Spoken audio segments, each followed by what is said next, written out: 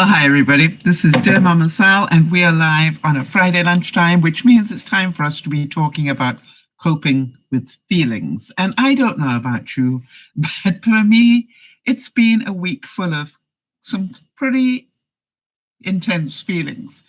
I just wanted to say, for those of you who might be new, we are a group of people. DearMamaSal is not just all about me, although, yeah.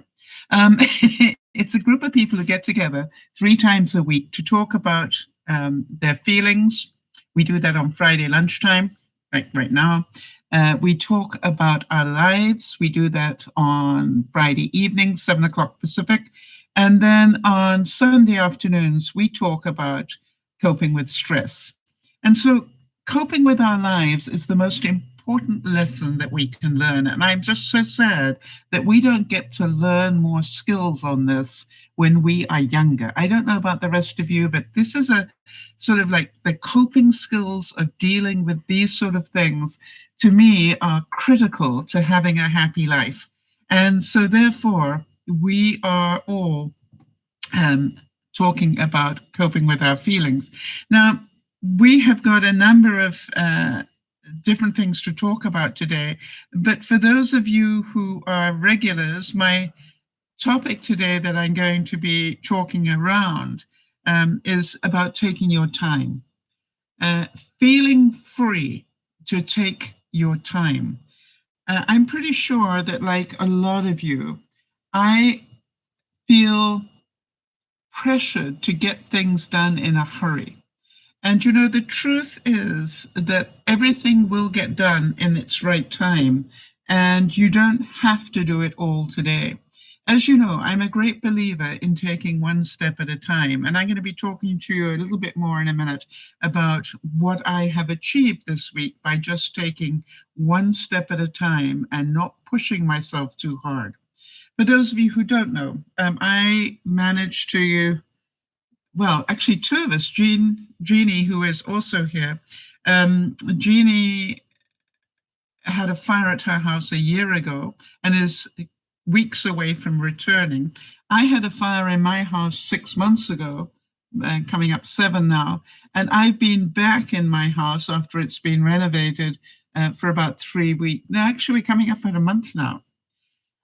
And so the good news is that we get to test our ability to cope with our lives, all right? Because, you know, there's a lot to do when you have to, you know, in Jeannie's case, totally rebuild her whole house, not only in terms of structure, but everything that's in it. You know, she lost all her memories, or most of them, and she lost so many things that were irreplaceable. So learning to cope with her feelings around loss has been a huge lesson for Jeannie, and we're so proud of how she's coped with it. I, on the other hand, only lost a bathroom, but I gained a new one. There was a lot to be said for that. I lost everything just about in my bedroom. When I say everything, you know, the furniture and the bed and stuff like that, but I gained a new bed. You know, so in my case, I have been particularly lucky in certain ways. I wanted to talk about, there were some really interesting things in the news this week that really got my feelings going, and I don't know about you. And I wanted to just start by saying my thoughts and prayers, and I'm certain for a lot of you will feel the same way, but thoughts and prayers for those poor sailors in Indonesia, in Bali, actually, I think they're, you know, who are caught in a submarine that's running out of air, and they haven't been able to find where the sub is yet.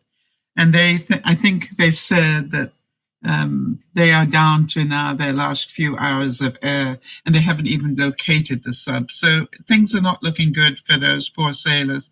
And I don't know about you, but I think anybody who goes down in a submarine is a very brave, courageous person. I personally could not do it. How about you guys? You know, I would feel way too claustrophobic to be able to do it. I also wanted to tell you that my feelings were somewhat mixed about the the cop who ended up in jail this week for killing George Floyd. Now, they were mixed because obviously I was delighted he was found guilty of murder because, you know, my personal view is that he did. But, you know, there's another part of me that goes, I don't envy him. You know, they've put him into isolation because, as you can probably imagine, a cop in a penal system, you know, in jail, is not a safe thing to be at the best of times. But I have a feeling that if he ever ends up in sort of general population and not in isolation, if he ends up in the general population, I think there are going to be a few people that will want to teach him what that feels like to have somebody lean on your neck for 9 minutes. And I don't know about you. To me, that's like, I've got a feeling that that could happen. And so in a way, I have mixed feelings. I'm happy that he was convicted because I think it sends a very strong message to rogue cops around the world. And I hope we see more of that. So Jeannie's saying that years ago she visited a submarine. It was very close quarters. Yes, I don't think I'd be comfortable in one above water, never mind below. On the good news, though, how many of you saw the the little helicopter on Mars do its second little trip? It was so cute. The first trip, it went up and it moved about 10 feet, and then they let it land again. But you can imagine that must have been so exciting for them because, you know, all the technology that went into being able to get it there, number one, and then to check everything out and then get really excited about being able to, you know, take the next step. And then this week it did its second flight and it went further. And I know, I was just like a little kid going, yes, yes, yes, yes. So very exciting. But the thing, I don't know if any of you have noticed this, but the thing that's amazing is they sent up a little experimental lab up there, like they haven't done enough already. And they have already converted and made their own oxygen up there. Now, how about that one? They literally have taken the air and made oxygen. Now, of course, that's important because if they want to have people be there for any length of time, they're going to have to be able to make oxygen. So isn't that amazing? Hi, Madowix is asking, how is the outbreak there? Are you talking about here in Canada? Hi, Jody. And by the way, for those of you who don't know, Jody is our admin, does a great job. There was another thing that I wanted to just, before I get into the main points today, I saw that there are certain states that are now doing a couple of things. We know that there are certain states in the States that are putting in some pretty restrictive voting laws under the heading of this will make voting safer, and maybe that is what it is. I like to believe that that's what it is. But the other thing that I noticed this week was that certain, again, Republican states are passing laws to restrict protests. Now, you will forgive me, everybody, but isn't that your inalienable right to protest peacefully? And so, why can't I get that word out? So to me, this is like, that's a slippery slope when they start saying that they start restricting who can protest and who can't, and for how long, and about what. And so as long as it is peaceful, I thought that was one of your basic tenets. So for those of you in the US, am I correct in that that is one of your constitutional amendments, all right? The right to peacefully protest. So let me know. All right. And hi, Sandy. Good to see you here, Sandy. I want to let you know it's National Picnic Day. And forsooth, did you know it's also Shakespeare's Language Day, and I'm not going to do that. But forsooth I can manage, and a couple of ye and thee, but really, way too much like hard work for me today. I want you to follow up. I'm haven't seen Chris yet, but if Chris comes on, please remind me that I wanted to check how his daddy is doing. Erin, for those of you who missed it, Erin ended up having her ultrasound, and the good news was that there is no negative step, if you like, for her. But on the negative side, there is no positive step either. In other words, that she hasn't improved, but she hasn't got worse. All right, so Jeannie's saying, yes, peaceful protests are fine, but nowadays protests have turned violent, and if one objects at all, one is labeled a racist.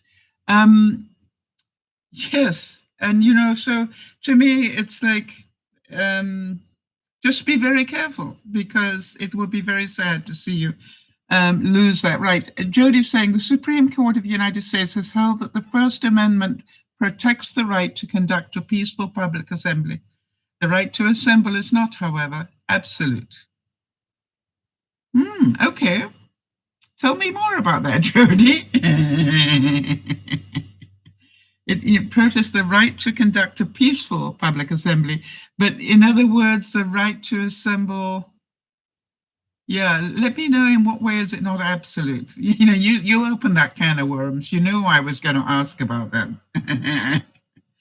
By the way, just to follow up on Jody, Jody got her Dr. Fauci ouchie. Jody and Lionel together got their Dr. Fauci ouchie yesterday.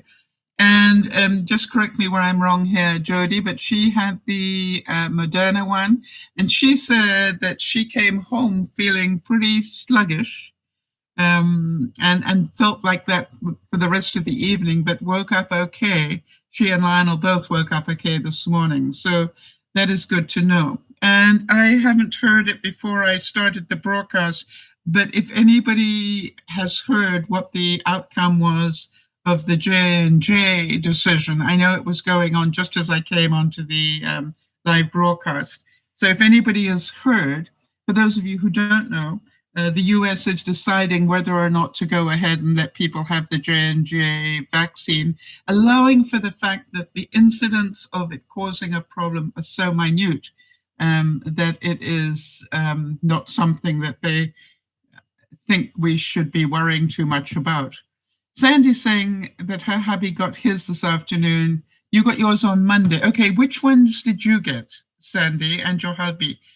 Presumably you both got the same one, or maybe not, because you went on different days. And what were your, you both, did you both have the Pfizer? I had the Pfizer one as well. That was the one that I had.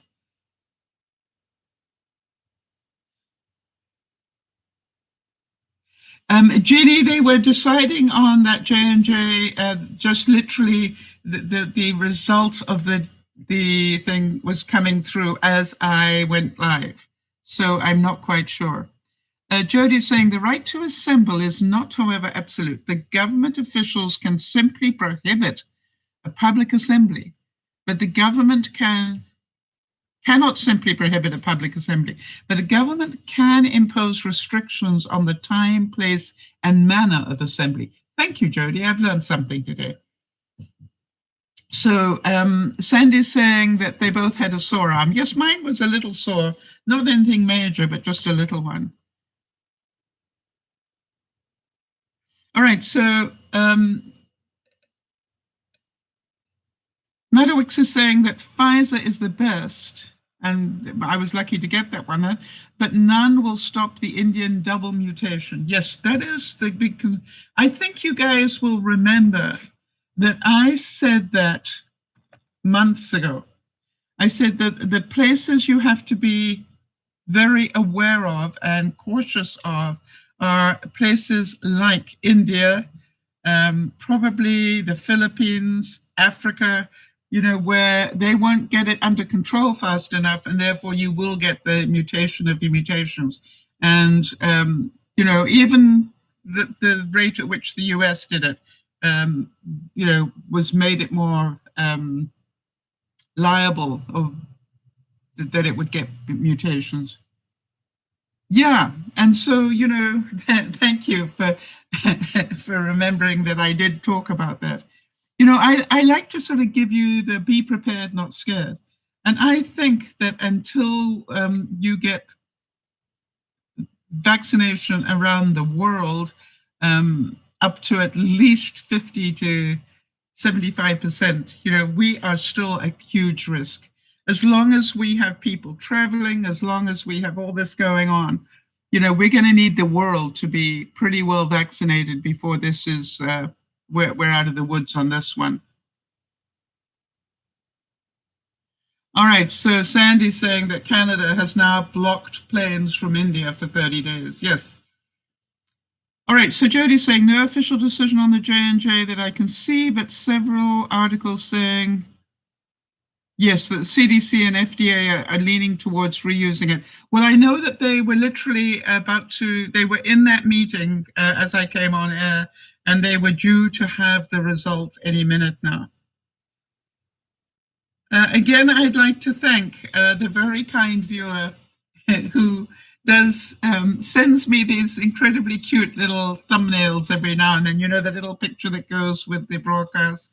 I know her name, but I know that she's a regular viewer, but she doesn't like to be acknowledged by name, so I'm not going to do that.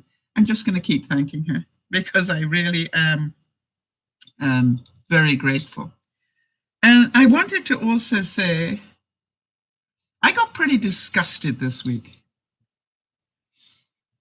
Now I get angry every now and then. There are a couple of things that made me angry this week, or disgusted at humanity.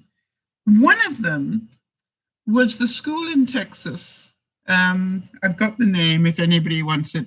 But there was a school in Texas that decided to have a slave auction.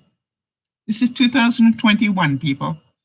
They had a slave auction on social media. I don't want to tell you what I think should happen to those young men who did that. But it's not pleasant, quite honestly. All right, Meadows is saying that the world will never be fully vaccinated. Too many mutations in poorer countries. Yes, and India cannot recover. No, there will be huge loss of life in India. But the bigger problem is and I don't think it's going to be just India, quite honestly. I think a lot of the poorer countries, a lot of Africa will have the problem. And, third world countries are going to have a much bigger problem. And so we must be prepared, not scared, to have great loss of life in those areas. And, some of my brother lives in Africa, so that is scary for me. There was a second thing that disgusted me this week. I don't mind telling you. And that was the lady in Iowa. I don't know if you heard about that. The lady in Iowa who was literally took her car and ran people over intentionally because she thought they looked Mexican. What sort of human does that? What sort of human points their car at another human being and intentionally runs them over because of their ethnicity? Just because they looked Mexican. And, I'm going, how insane. And, my answer to it, what sort of person does that? A sick one. A sick one. That's all I can say. You have to be sick in the head. As I think some of you will remember, I've told stories about one time in my life, I I literally donated time to work in the prison system. People would say, "Oh, what were you up to this week?" I said, "Oh, I went to prison." Because I did. But I went to go and help people who were incarcerated. And I can remember that I, not intentionally, but they actually asked me if I would do work in the isolated unit, where people are not in the general population. They've isolated them for their own safety. And I want to tell you, that's pretty deep into the prison. They shut an awful lot of doors behind you that you cannot get back through to get to that isolation unit. And I can remember standing outside the final door before I went into that isolation unit. And before I pressed the button to ask to be allowed in, I remember looking up and saying, "Please remind me that nobody in their right mind ends up in here." Do you understand what I'm saying? My feeling was that you have to be sick or damaged or in some way not mentally healthy to end up in that level of security. And to me, it was always so fascinating to meet the people who were there. And, I am amazed that how normal some of them were. And yet life got in their way and they could not control their feelings and they ended up in prison. And, most of them will be there for a very long time.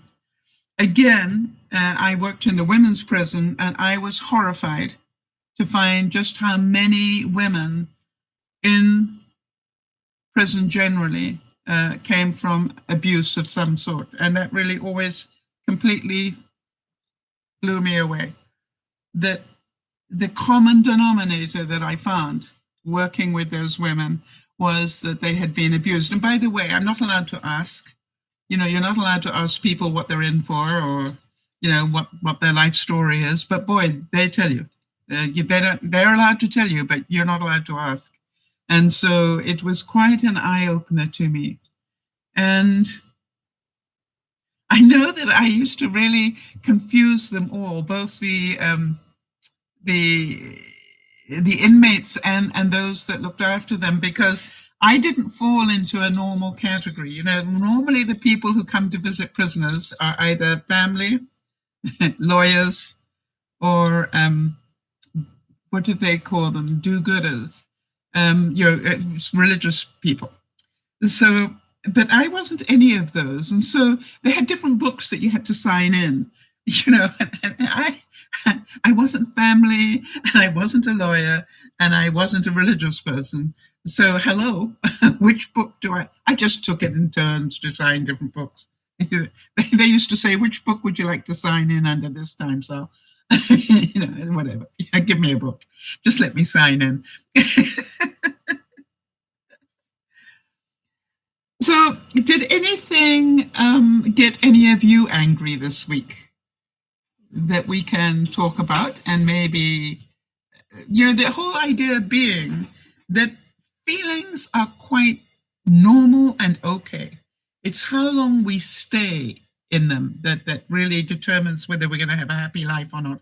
So in each of these cases, I got angry, like, how could you possibly do that? Especially the lady running over human beings like that. And then I go, she's sick. Move on, Sal. She's sick. Yes, and Jeannie's saying somebody blinded by prejudice. And by the way, do any of you have any prejudice?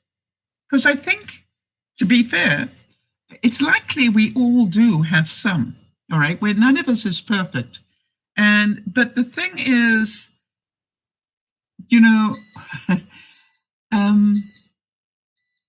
not to the extent that we're talking of. I don't believe, it's like people say to me, well, I don't hate people, or I don't do this, or I don't do that. And I just raise my eyebrows because I go, I'm yet to meet the perfect person.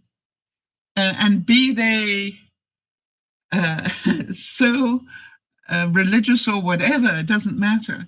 You know, I have found that people overall are liars, and people overall are prejudiced, and people overall can be bigoted and all sorts of things. And the thing is, to what degree? And I think when we pretend that we are perfect, that's when the slippery slope starts. Jeannie's saying, we waited a long time before our insurance company finally okayed our stay at the Hilton. I was ready to drive to their office and demand action. Yes, Jeannie. And they probably felt that when they decided to agree to it. Yes, and Jodie's saying, I can't say I've been without prejudice. Yes, and that's why I wanted to make sure that we talk about this, because, you know, it's very easy to pretend that we are perfect people, but the truth is we're not. I want to go back to our quotes about taking your time. The first one I found came from Wyatt Earp. Do any of you remember the stories of Wyatt Earp? And he said, fast is fine, but accuracy is everything in a gunfight, right? The gunfight of OK Corral, right? You need to take your time in a hurry. In a gunfight, you need to take your time in a hurry. So accuracy is everything. Well, Ginny, you know, we totally understand. Ginny's saying, Sal, that they're in their 70s and worried about having no place to go. I totally understand that. And that's why I totally understand that you were not taking no as an answer for this one. And this was not your fault. It wasn't something you created. It's something that they created through a mistake. So yeah, good on you. I'm really proud of you, by the way, with what you have done to look after yourself.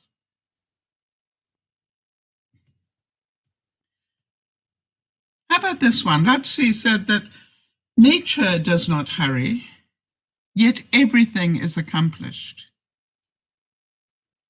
And I really took that to mind. And I've been taking, Jeannie, it's going to be my advice to you as well when you get home eventually.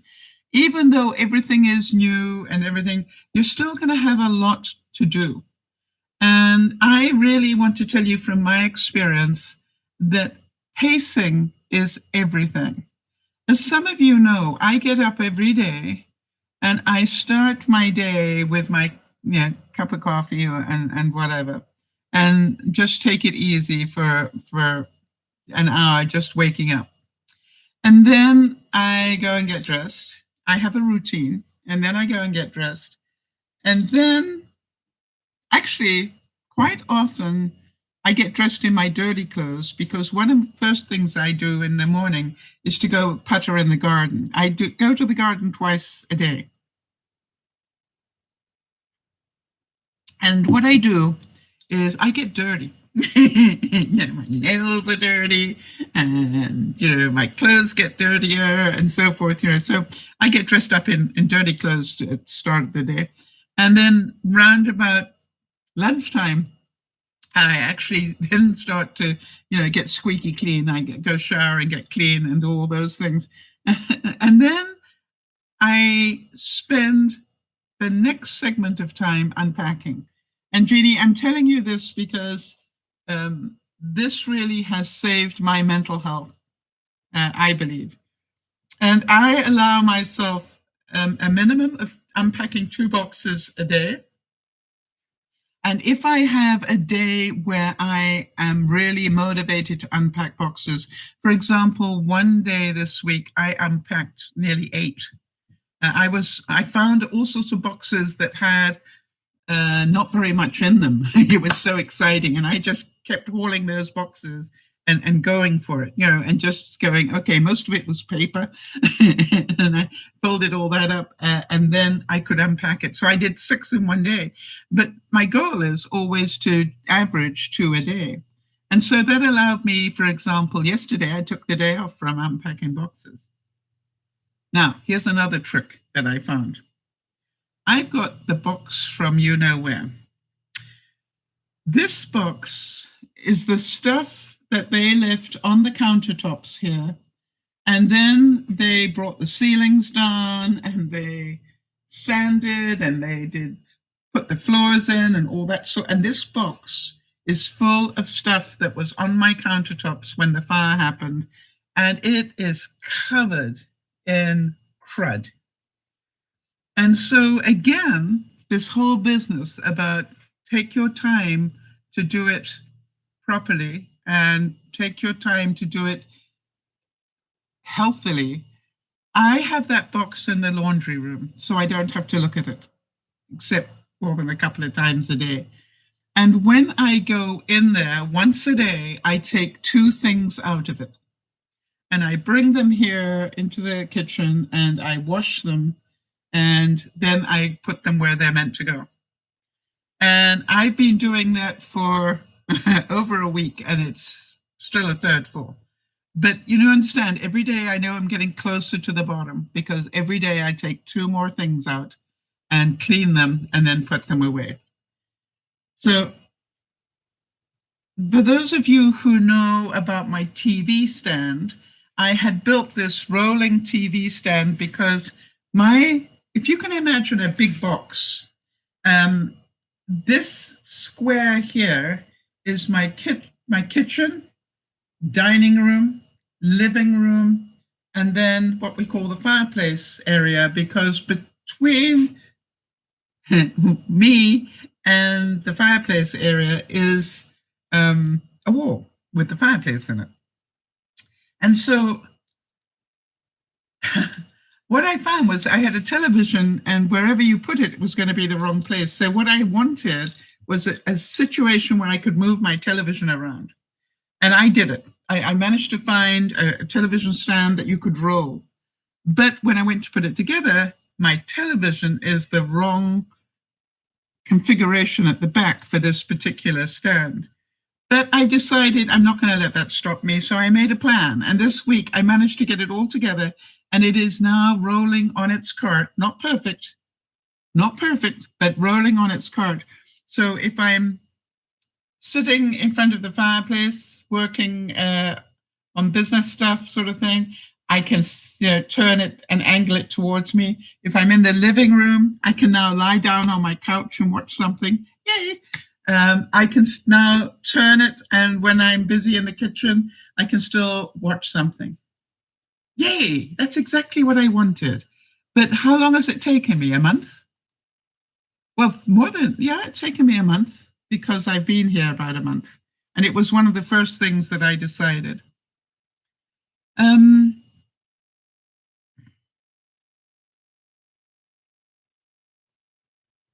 All right, I'm just reading what Jeannie is saying, and I can't repeat it.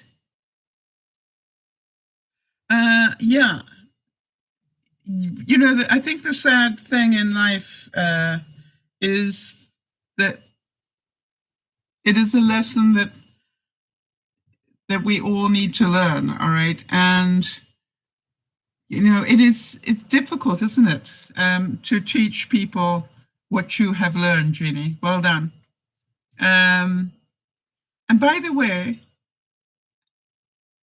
I'm going to pick up on one thing you said, please, because I'd like, if that's okay, and which is the last little bit. Can I just repeat that? And the reason is because I think it's a really important lesson for other people. Okay, so at the end of what Jeannie just told me, she said, I have to keep calming him down. It's stress for me. Well, first of all, you don't have to. All right? I think you know that intellectually, right? That you don't have to.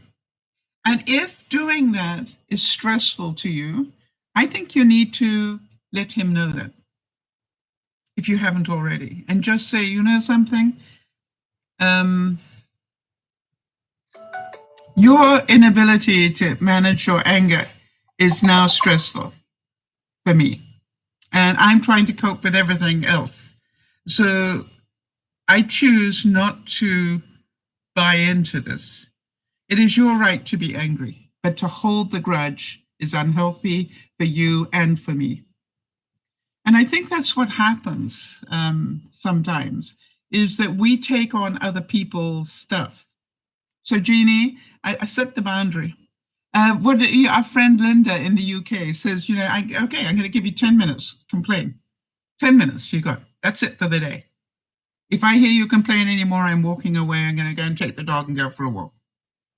Because I'm really, it's not productive, right? It's not changing anything. Getting angry and complaining and stomping your foot, it's not changing anything. Well, I'm sending you hugs here, Jeannie. But, you've got some tough times coming up for you both. And I would just, if you can, get the boundary put down and say, hey, I love you to bits. But your behavior is, a little childish at the moment. Now, this comes from somebody who held that sort of anger inside for many years, right? I'm not a perfect person. I have just learned it is a total waste of time. The only person it hurts is not the person you're angry at. The only person it hurts is you. So I wanted to talk to you about how I took my time with the TV stand, right? You all know that. Every day I thought about it a bit more and thought, what am I going to do about this? And then I thought, maybe I need to buy a new television. And then I'm going, no, I don't really want to buy a new television yet. So then what do I need to do? And every day I just looked at it and had this conversation with the TV stand and said, I need to get longer screws to make it work. Well, yeah, but that means I have to go to a shop, and I don't particularly want to do that. Is there any other way? And I kept looking for different ways of doing it. And eventually I went, I think I know how to do this. And then I tried it. Now, I'm certain a lot of you would have enjoyed watching me, because at one point I'm literally balancing,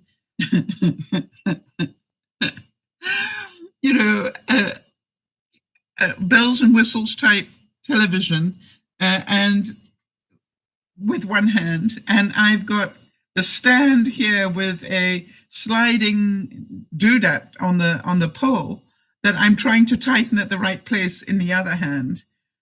And I'm going, this is insane. Anybody watch me do this?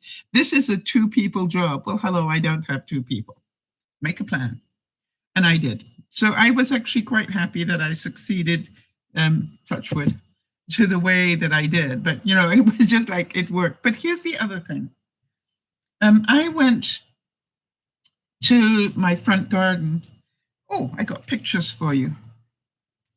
And the thing that brought me great joy this week, anybody have great joy? The thing that brought me great joy this week was the bulbs that I put in last year survived. Oh, hang on a second.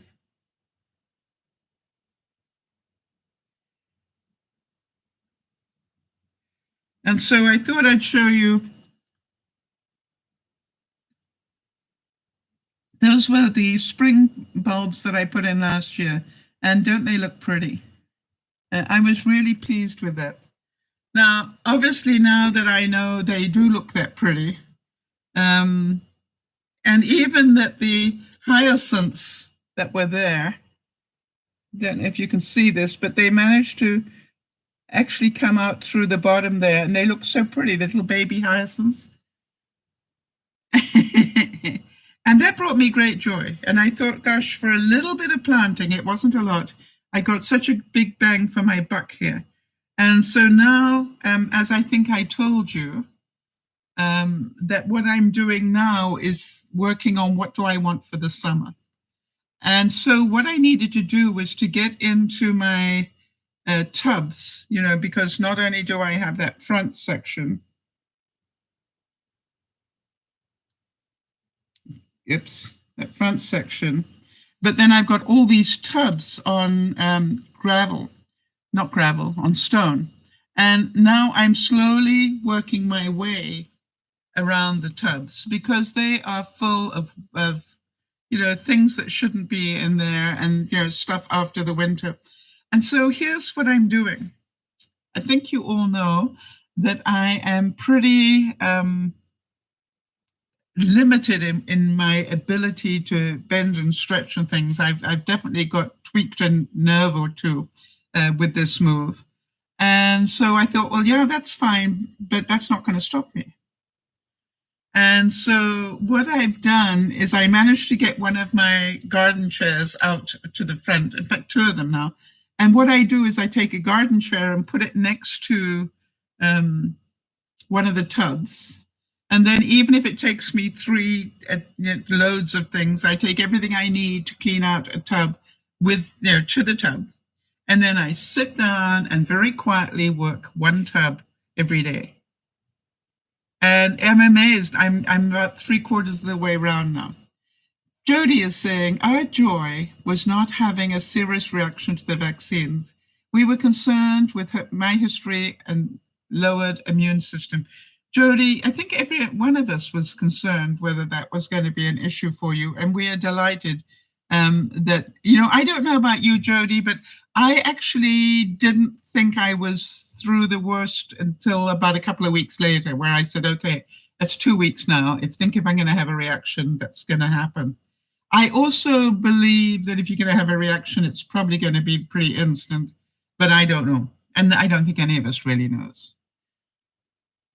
Jeannie's saying that York, that's her husband, put together 2 double clothes racks. But they seemed flimsy as they kept coming apart. Are those the ones just with the single rail?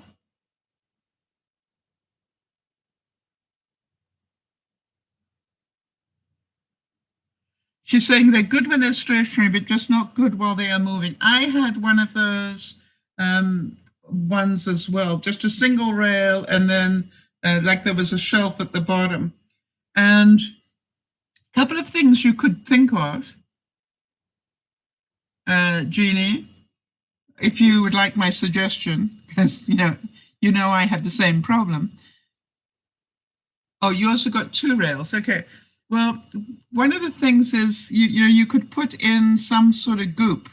I wouldn't use Gorilla Glue, but I would use just literally that stuff called goop, to hold it together, silicone to hold it together, but not necessarily forever and a day, because you may want to take it apart again. So I would use not a really strong glue, rather a glue that will hold it. I'm full of good ideas, Jeannie. it's my I've been there and I had the problem. And I agree with you. They were great as long as they were standing still. But if you, and every week I took it out so I could clean underneath it. And as I did, the thing came apart and I went, no, that doesn't work. And so what I did was I took, do you have goop in the States, Jody? Do you know? But it's just literally a silicone glue. But it's not what I call like Gorilla Glue. It's going to last forever. It's, it's one that you can pull apart if you really need to. So there you go.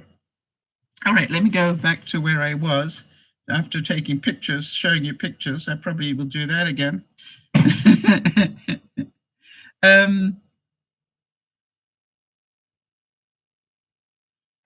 Right, where was I?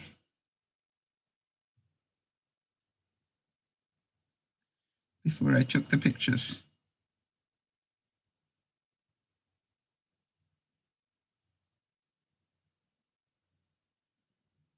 All right, how about this one? Stop and take your time to notice things and make the things you notice matter. One of the real joys I have, as I think you all know, is in my gardens. All right. And I really have to say that I didn't realize how much I enjoyed them until I came back. And one of the things that's really given me a lot of joy this week, I have never grown spinach before, but look at Spike. Don't you think that's such a pretty Spike the spinach? Don't you think that's such a pretty shape. It's still being held by the seed right here, you know, but it's like they are growing, and any minute now it's probably going to pop open like that. But I just thought that's such a pretty, that's what makes me happy. And I didn't realize that, how much joy I get just out of seeing things grow and how they grow. Don't you think that's pretty? It's almost like art. And I'll talk more about this, but I thought I'd let you know that in my nursery, and I've got this covered deck. I have got all sorts of different mixed greens that I'm adding to my salads every day. All right. So over and above the actual lettuce leaves, I am adding, I think this is a carrot leaf and then basil, I think, and not sure what that is, but it's very tasty. And also, as you know, I'm also adding mint leaves into my salad. So when I go to have my salad now, it's actually such joy because I go out with my bowl.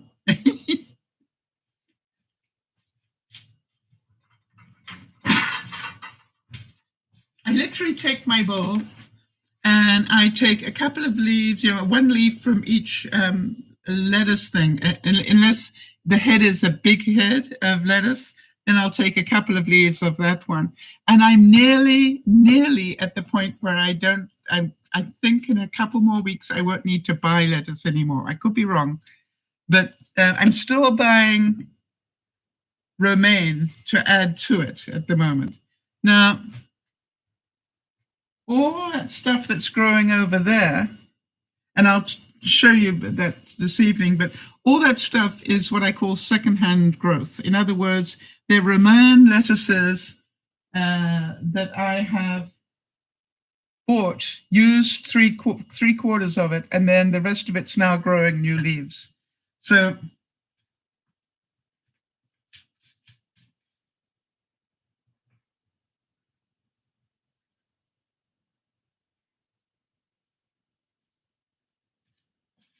and quite honestly, I didn't think this little bit here was going to grow anything. I thought it was done for. Look at it. And they're so nice when you're having a sandwich, just to cut off a couple of those and throw it in your sandwich. Make sense? Great fun.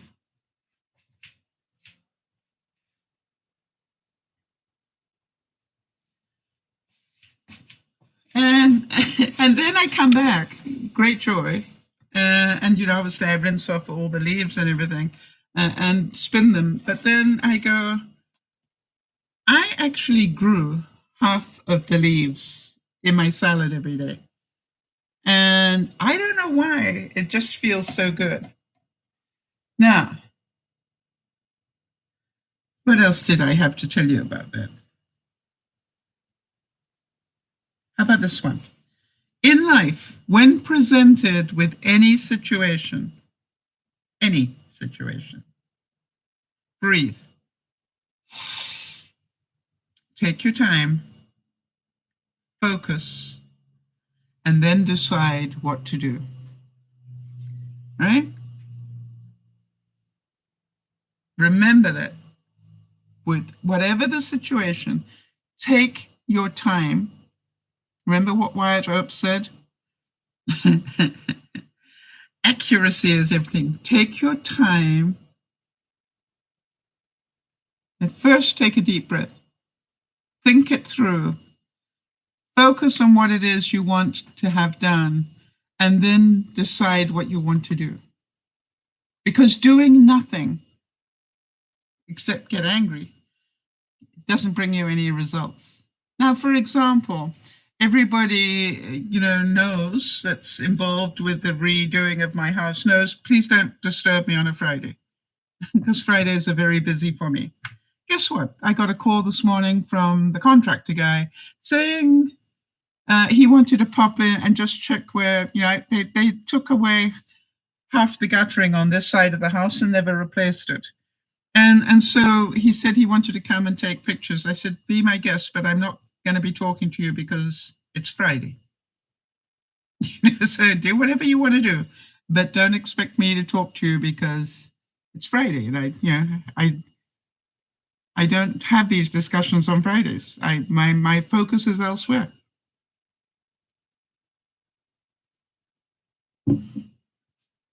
All right. Question of the week. Or should we wait until Jody gets back? Maybe we'll wait until Jody gets back for this one. And the reason I say that is because I think this is a really interesting topic.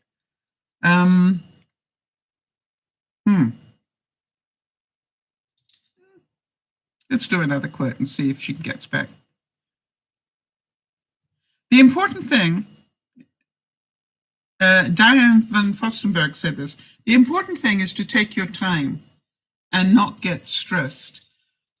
I believe that most of my life I imagined deadlines that weren't there. All right, so Mooney Nooney, hi there, said you mentioned that you pulled a string or two during this move. It makes me wonder why you don't hire help if it's available and you can afford it. Okay, good question. I pulled a muscle or two, yes.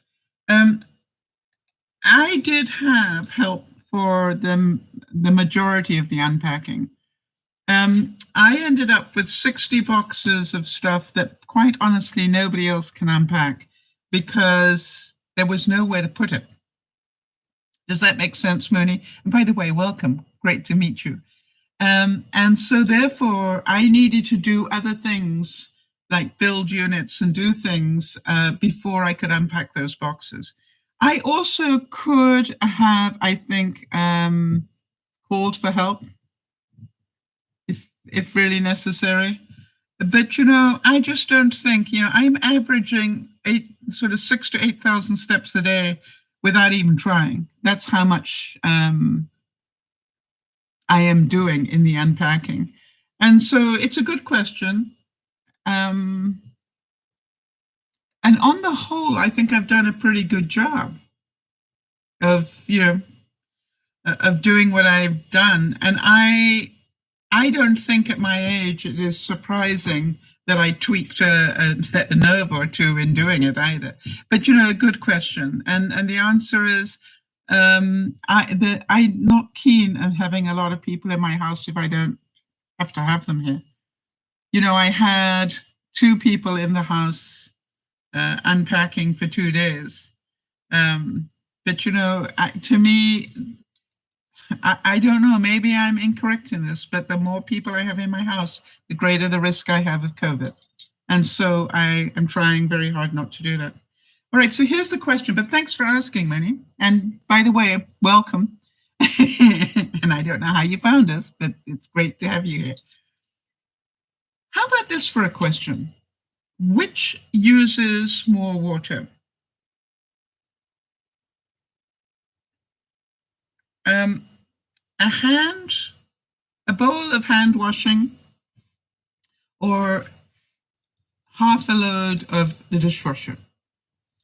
And the reason I ask that is because I've always wondered whether, now I'm lucky enough to have a dishwasher, I understand that. And some of you have got husbands under that name, but what I wondered was, we're always taught don't run the dishwasher until it's full.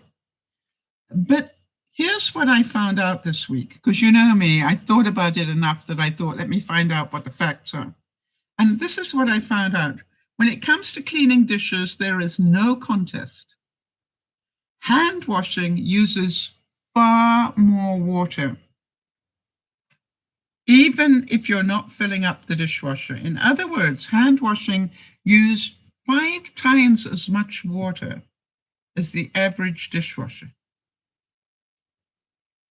5 times as much. Can you believe that? So what I do is I keep one side of my sink just has a basin in it with some water in it. And I just use that to throw things in so they sort of pre-wash. And then I huck them into the dishwasher. But that water stays there basically for most of the day. If it gets really cruddy, then I change it. But I thought that was interesting, right? 5 times as much water is wasted. And talking about that, let me show you something else.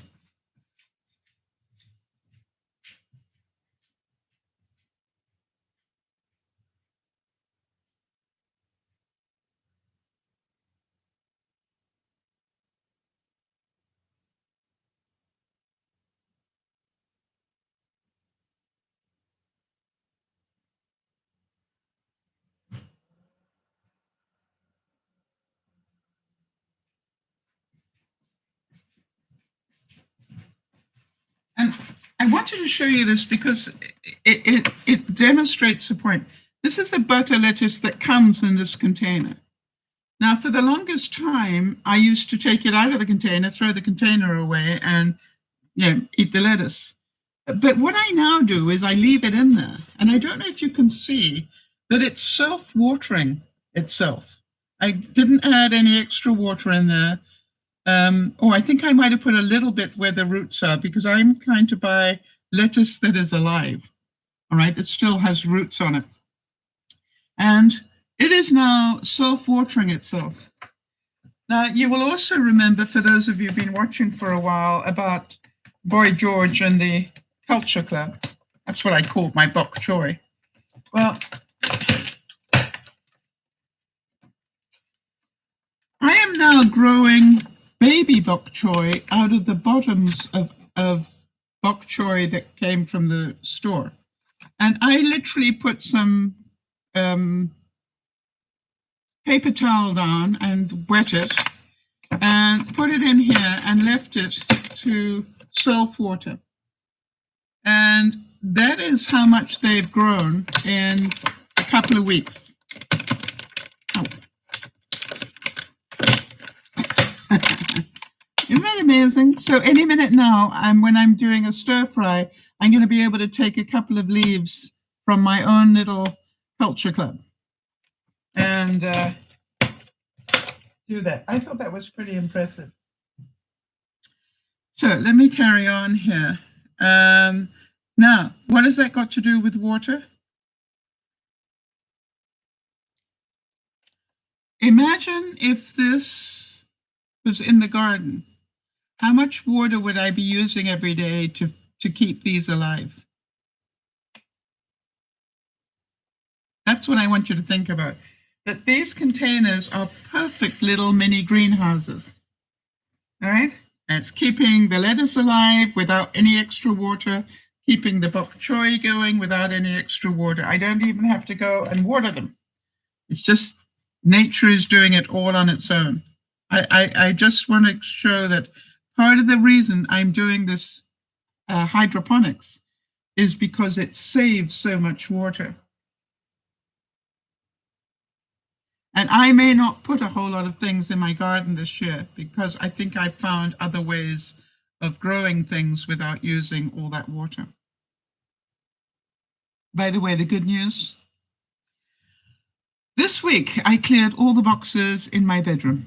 I cannot tell you what that felt like. It was just like, yay. Now, that doesn't mean that the boxes on the side where I've got everything stored that I've taken out of the boxes, because I still don't have units for my bedroom. But all the boxes are done in the bedroom. And that is pretty awesome for me. The only room now where I have boxes to open up and unpack are the ones in the studio. And I am unpacking things that I haven't seen for a long time. And one of the things that I found, because I know you guys love this, when this I did in 2005. And it was when I first started to paint the Donna Dewberry, I think it's called, way. And if you can imagine that, that was like 15 years ago that I did that. And it's still cute as a button. I love it. And I don't know if you can see.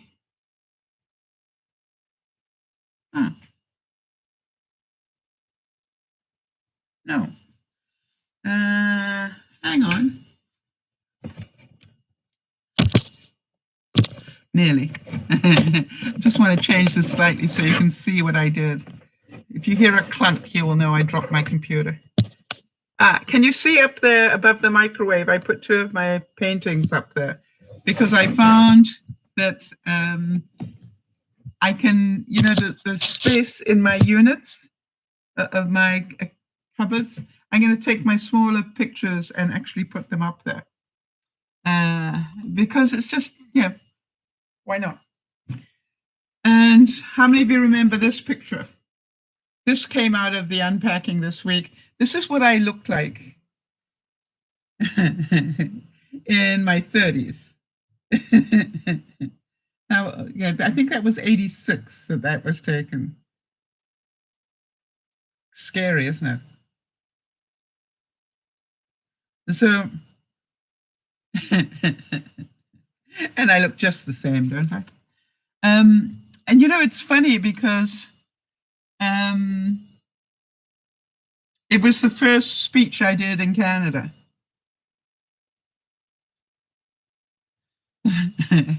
And that's what I looked like as a size 10, maybe 12 at the most. Remember those days? So that was cute. Now, got a couple of other things in the box this week. This comes under the category of really. I got 2 new pillows, and I want to talk about that in a second. I got 2 new pillows, and they had been vacuum packed in the plastic. They put them in there and then suck all the air out, so they end up taking, up about this much space. And then the idea is you take them out of the bag and it grows. And here are the instructions. Imagine this is now vacuum packed inside here. It says, "Dear valued customer, your pillows are compressed for shipping purposes. Do not open with sharp objects." Now, I got very intelligent, viewers. How would you open plastic without a sharp object? Anybody got any ideas?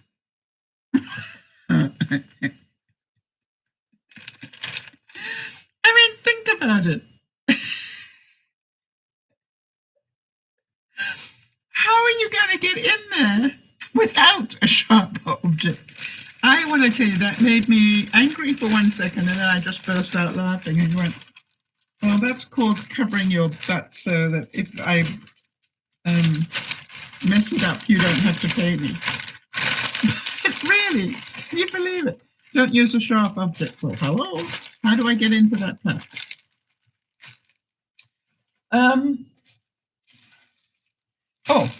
Another trick I wanted to say to all of you. For those of you who are buying stuff through Amazon, 1 of 2 things. When you get stuff, hang on to the bag. First of all, take a picture of it with the bag. In other words, this was the bag. This was the bag that the 2 pillows came in. And so what I do is I put this next to the pillows and I take a shot. But I take a really close shot of this bit here. Because if you need to exchange something, it's a really good idea. I had to exchange.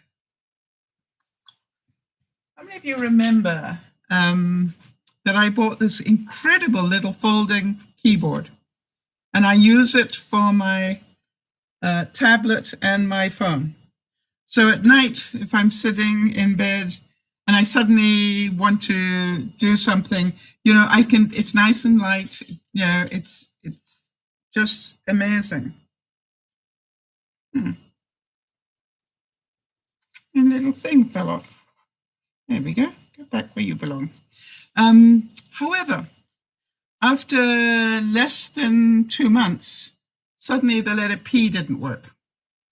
So I wrote to the manufacturer and I said, hey guys, I was really quite proud of myself. I said, hey guys, just want to let you know, got this in February and it's now only April and one of the letters has stopped working. And then I said, is there a workaround on this? You know, just in case there's something you can do other than shake it and throw it across the room. And, you know, it was quite cute because they wrote to me and they suggested that I fully charge it and a few other things. And then I decided, wait a minute, let me save them and me a lot of time. I literally wrote to them and said, this is what I've already done. I have fully charged it. I have tried it on three different computers, you know, and in each case, the letter P doesn't work. I have tried it on 4 different programs. No, it's not just on Facebook, it's not working. It doesn't work on Word and it doesn't work on Instagram and it doesn't work on, you know, it's just like there is a problem with the letter P because I've tried all the other things before I even wrote you. What amazed me was how quickly they sent me a new one. And I wanted to say that, by the way, it was really useful to have that, you know, all the information I needed to quickly send them, you know, this is when it got delivered, this was the ID number, and here we go. And it got me a refund in a hurry.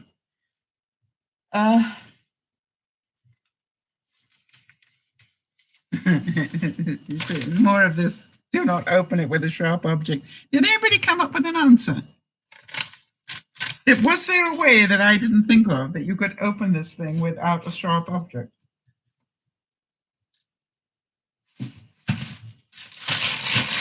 Okay, let me put that away. Now then, you know that I'm always looking for another way. Yeah, it's part of who I am, right?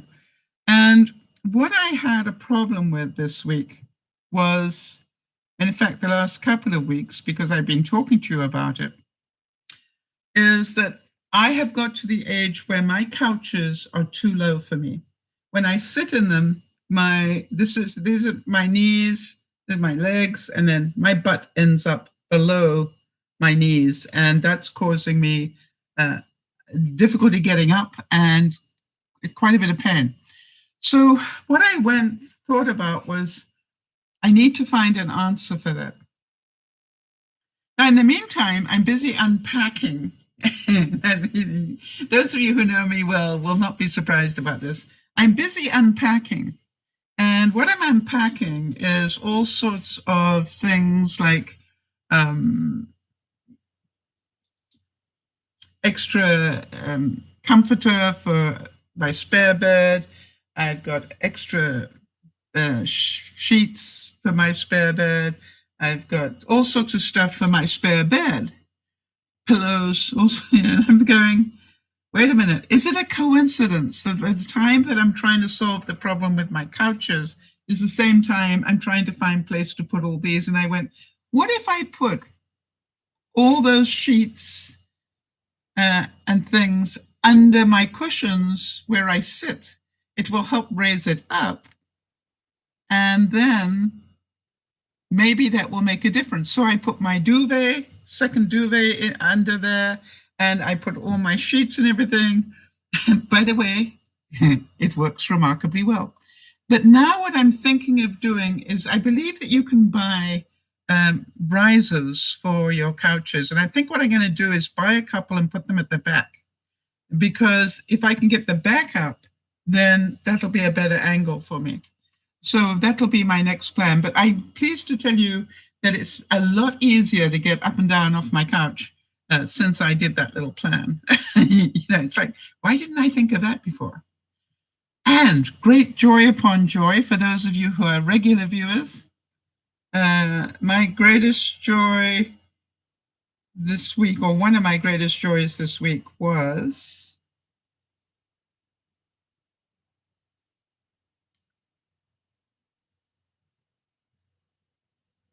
there you go. I managed to get the horn and the horse brasses up.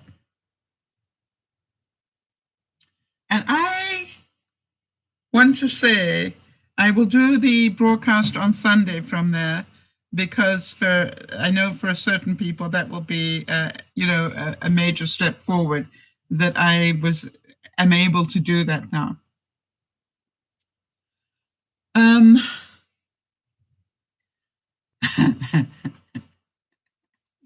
Did any of you have any major frustration this week? I did.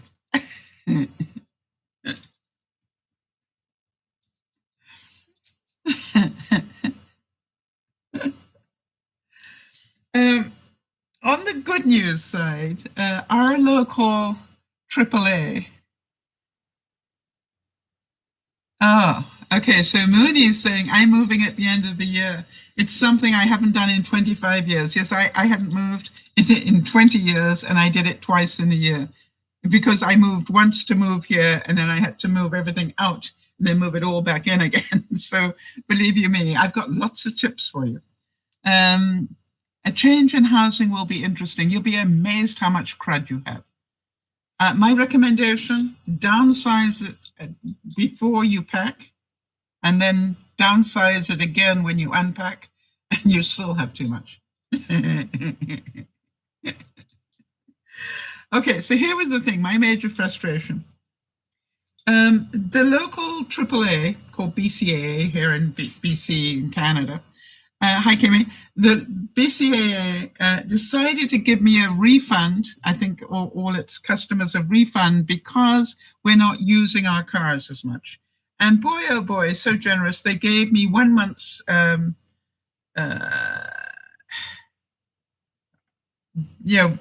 pay by the month. So they gave me 1 month credit. And they gave it to me in the form of a check. That's fine. So what I did was I picked up, hi Niasha. So I picked up my phone and I went to my app to deposit my check by my phone. And for some reason, my bank did not want to accept it, did not want to accept my login. I don't know about you, there's something horribly frightening about your bank not accepting your login, and you're going, how stupid is this? So, I mean, I know what my login is. Anyway, I tried it every way from Sunday, and then after a while they got fed up with me trying, so they blocked me. Now, how many of you can imagine that did not amuse me? I am trying to log in, people. Just go away. Let me. Your system won't let me in. Well, I did know that it must be user error of some sort. And then I'm going, I don't know what I'm doing here. So eventually, but it took me about half an hour before I got smart. And if I keep on doing what I'm doing, I'm just going to keep getting the same result. So what I did is I moved to my computer that I'm talking to you on right now. And then I logged in with that.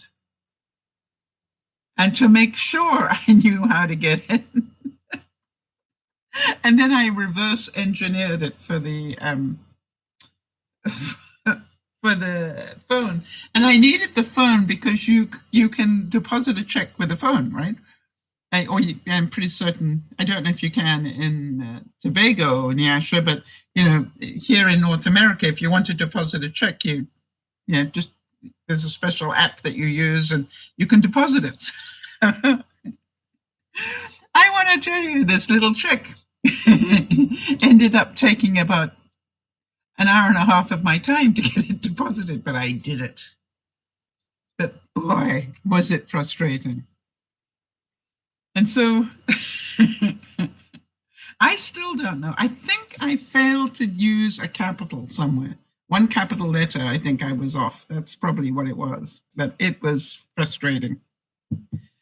Now, I'm hearing a lot from different people about scams going on, and be very careful. I said to you, please, if somebody phones once, do not phone it back. If you just hear one ring stop and you look at it, I really recommend that you do not return that call. Or I don't know about in the States, but if you get a strange call like that, if I get a strange call, I have a button I can press that says, please text me. But you know, what I do is the first thing I do is I check the area code that they're calling me from. And I've had, again, for the second week, a lot of calls out of Mulvania. And also I had a couple this week from Morocco. I know at least one person who had their Facebook hacked this week. So just be well aware that the hackers are out. It's, you know, the spring has sprung, the grass is riz. I wonder where the hackers is. Yeah, the hackers are out. So be very, very careful.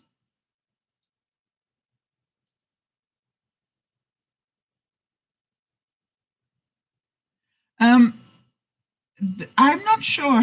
Nyasha's saying she thought that you could deposit a check by a PC. I don't know how you would take a, oh, maybe you can. I don't know. I've only ever been able to do it from the app on my phone. Oh, that's interesting. Kim's saying that she got a scam this week saying that you owe Amazon $700. Yeah. All right.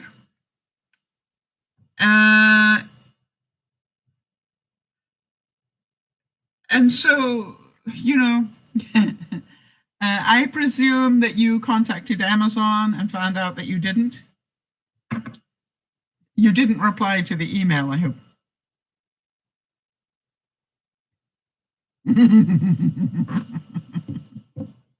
Kimmy thought, oh, yeah, right. Oh, hang on, my feed's gone all wrong.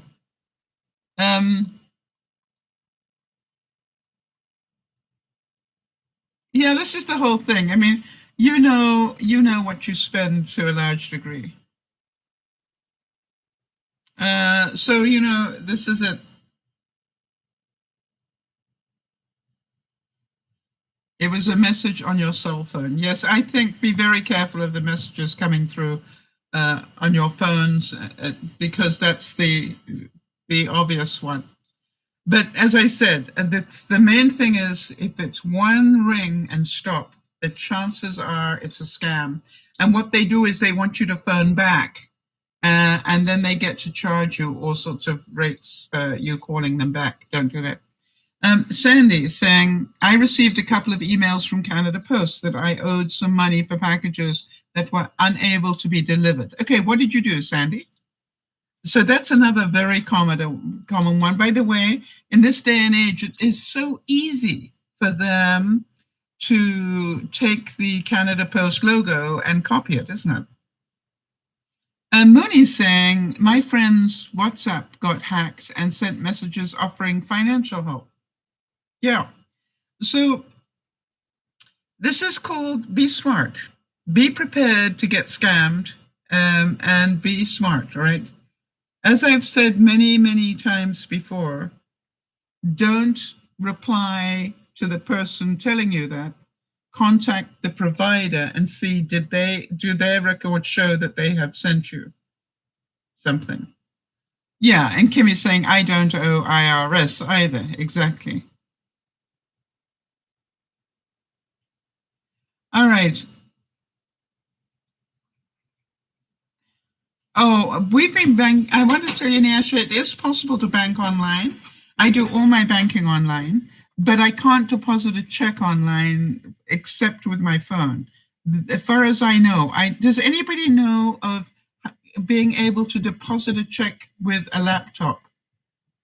Because you have to take a picture of it. And so maybe you take a picture of it and then, I don't know. I've never done that on my laptop.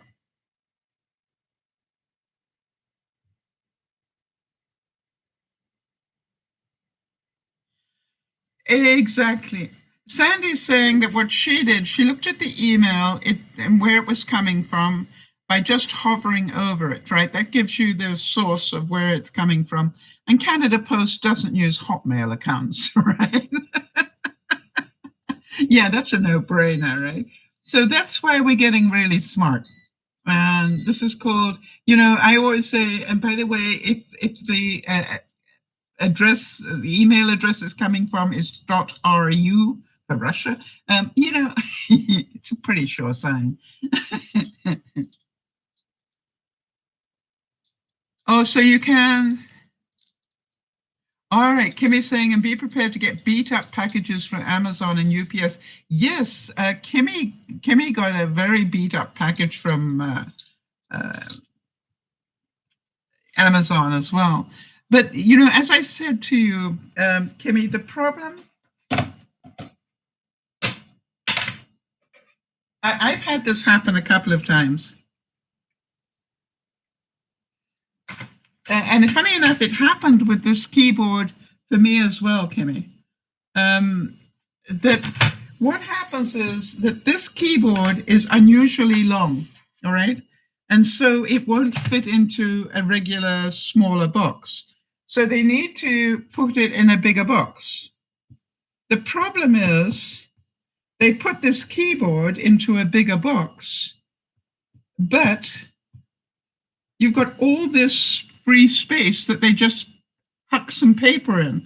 Now, you put anything heavy on top of that, you know what's going to happen. That box is going to get crushed. So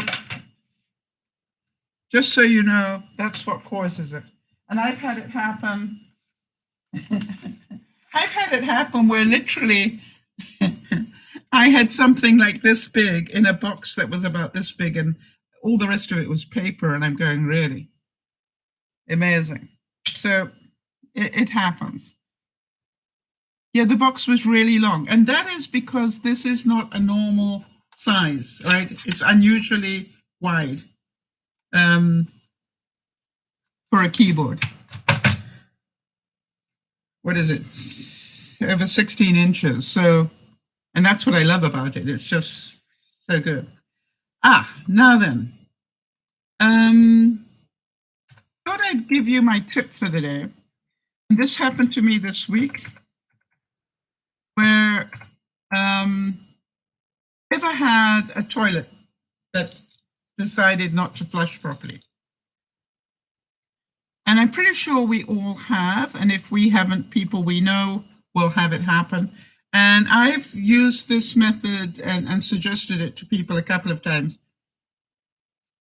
Now, I do have a toilet plunger, but this is two things I want to just advise you of. If you don't have a plunger, understand that taking your toilet brush and literally going like this into the toilet, the bottom of the toilet, will actually cause the friction to dislodge 9 times out of 10, whatever's not getting stuck. And so just literally put your brush down there and just go like this, and then leave your brush in there and keep flushing it until it's clean. That works really well. I call it my poor man's plunger. But here's another one that if you don't want to be doing that because it makes you feel it's gross, here's what works really well. And that's just take a bucket and put some dish soap in it, and then fill it up with water. And the reason I prefer to take a bucket is you can control how much you put in. And what you do is just pour in the soapy water until it rises up. And what you will find is that it will slowly trickle down, and it may not unclog it the first time. Do the same thing again. Take your bucket of soapy water and fill up the bowl again, and then let it slowly go down, which it will do. And normally by the third time, there is enough soap in there and enough movement that has gone on because of the water that you've put in that it will just clear it. And then what I do is make sure I put another big bucket of soapy water down, make sure everything's moving properly, and then flush it a couple of times and you're good. So I just thought I'd share that with you because it's a really simple way to clear a clogged toilet without getting things messy and It's just a very, very simple way of doing it.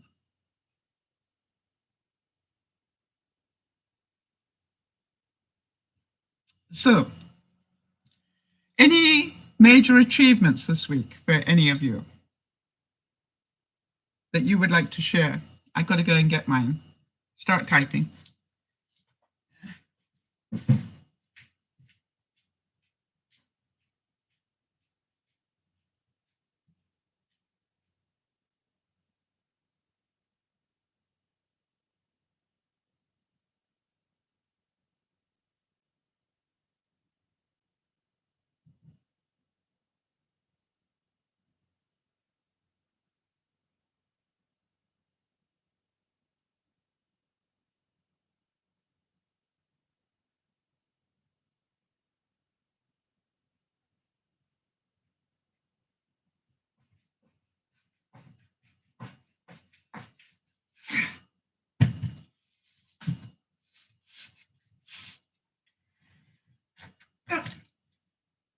Oh, maybe I should start just by showing you. Here we go. This is my shower bench. How's that?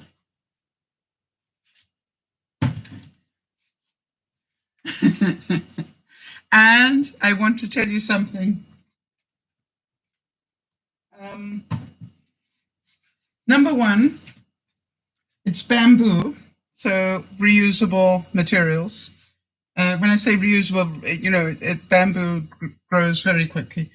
But it literally went together with 8 screws. No? Yeah, 16 screws.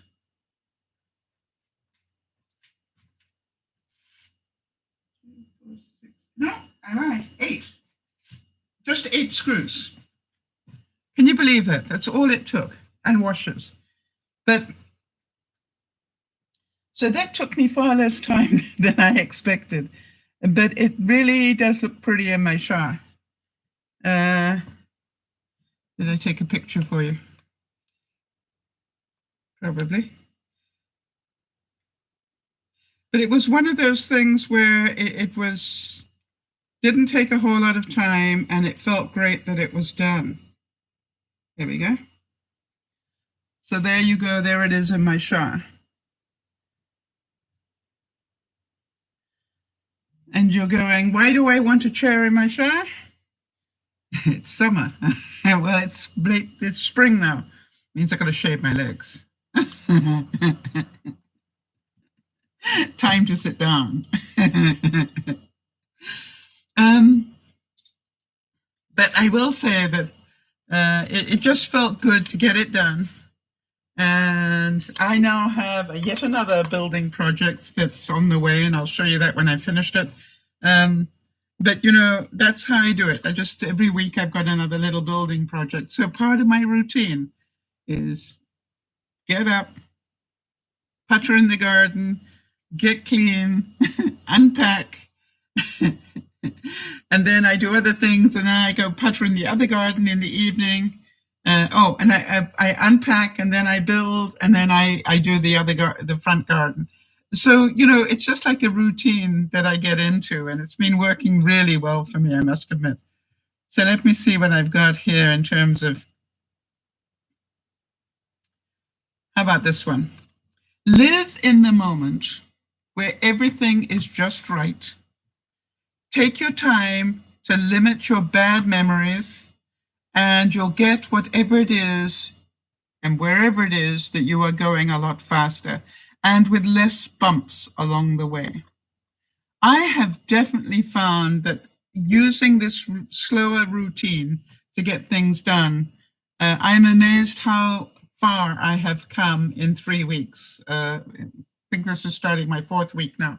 And I really, you know, I'm quite proud of how far I've come. Now, is everything put away? No.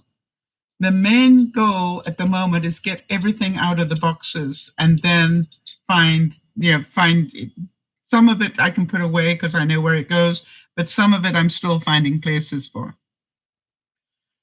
Earl Nightingale said, don't let fear of the time it will take to accomplish something stand in the way of you doing it. the time will pass anyway. We might just as well put that passing time to the best use. I found, for example, that part of my morning routine is, I've got a composter. So part of my morning routine is to take my compost soup.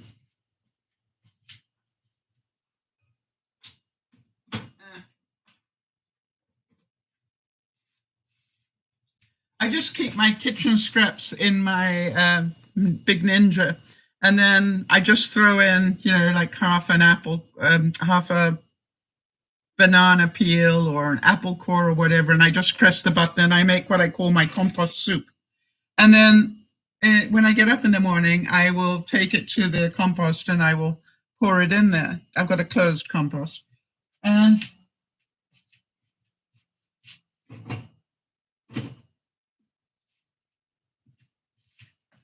you remember I built that last year. I got one of those rolling ones, and it's just amazing how well it works. And so I just pour it in there and I roll it a couple of times, resistance exercise. I come back, but I also spend time on my deck. And my deck has been a sort of catch-all for all sorts of stuff. The tradespeople left a lot of stuff on there, and I'm slowly every day just taking a little bit more off there. It's a long process. But it will just take as long as it takes. And I'm not trying to do it all in one day. I'm not trying to judge myself on it. I just keep going there every day. Some time I spend sitting down planting seedlings, and the rest of the time after I finish doing that, I pick up a couple of things and try and find a new home for it. How about this one? Martin Luther King Jr. said, "You don't have to see the whole staircase. Just take the first step." And I would really recommend that to Mooney, and obviously to Jeannie as well. Jeannie, it's 3 weeks now until you go home? 3 or 4, right? How can we support you in that?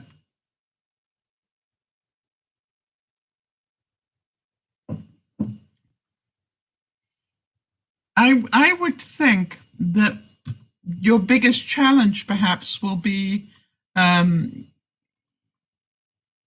just taking it slowly. And that is, as I said, that is why I find, just so that you know, Jeannie, what I do is at the beginning of the week, I literally take this whiteboard after I finish the broadcast on a Sunday, and I will write down 3 things that I'd like to accomplish. And this week it was clean my big patio umbrella, clean the roof on my storage shed, and the TV stand. Those were the 3 things on my list. Now, that doesn't mean that I had to finish it all. It was just spend a bit of time on those 3, because those 3 things are going to take time. And I did a lot more than that, obviously, but I felt really good when I could go, okay, those are done. They're done to the level that I wanted them done, and therefore they can be removed. And so I would really recommend that to you, Jeannie, which is just don't try and do it all. You're going to have enough problem going home without overdoing it. And so, and I would also recommend that you obviously are going to have some issue as well, keeping everybody calm about that move. And so you need to spend more time for you. And, maybe this is a good thing to think about, Jeannie, that it might be an idea, to just get some seedlings and things that you can either delegate for somebody to go out and plant in the garden and give you some space. Think about that. There are ways of getting things done so that you can accomplish what you need to accomplish. Think about that.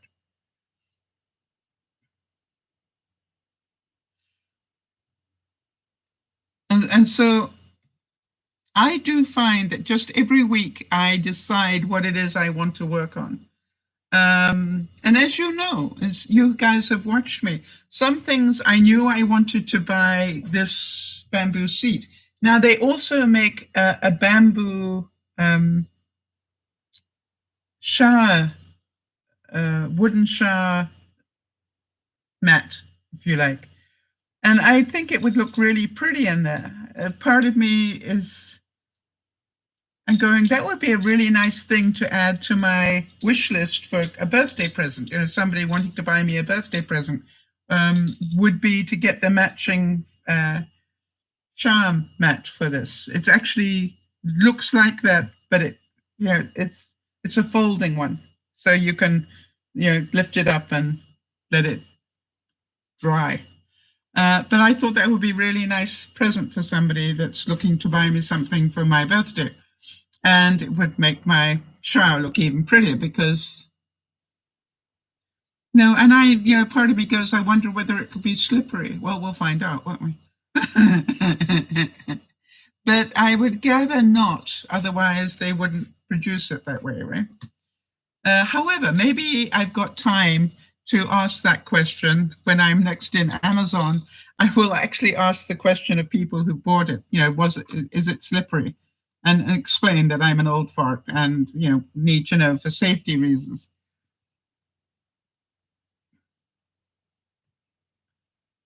How about this one? Matthew Fox said, I think you've got to take your time and make sure that you're making choices that are smart for you. That you are making choices that are smart for you. Can I tell you about something I am messing with at the moment? You know, I've still got boxes that are on their sides now holding certain categories of things in my bedroom. And I am getting quite a bit of it put away, put the winter clothes, some of the winter clothes away, and they've gone under my bed because now I've got a bed that I can put things under. That's great. And some have gone into my closet. And now I'm thinking that unit that I built for my studio, you know, it's like the little cubey unit with doors on it, that is really very useful. And it looks really clean. And I'm going, I wonder if I should just get another one of those and put it in my bedroom. And I'm going, well, you know, it's not going to look very upmarket, whatever. And I'm going, does it matter, Sal? Would it suit you? And I'm going, I think it might do. So what I might do, I've got some bits left over. I think what I'm going to do is to put some of it into my bedroom and see what it looks like. And if it looks okay, and I'm thinking, you know, I could then buy a piece of shelving to go over the top of it, so I've got a solid top. So we will see.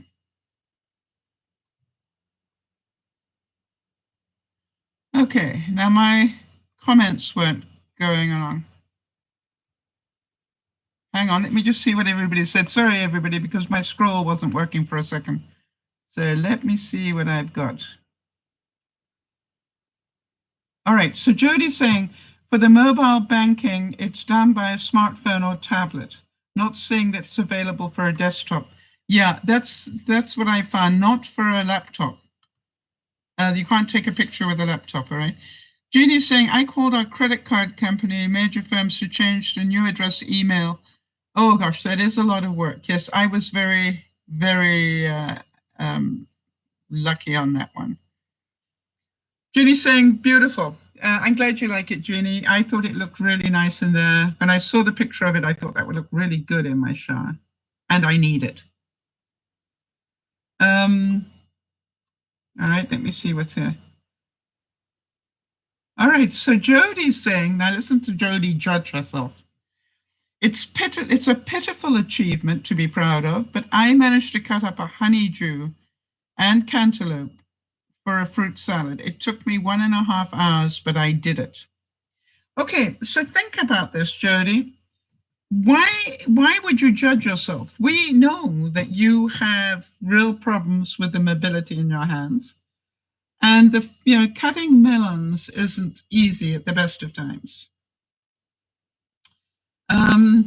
By the way, Jody, would you like to know a nice, easy way to do that for a fruit salad?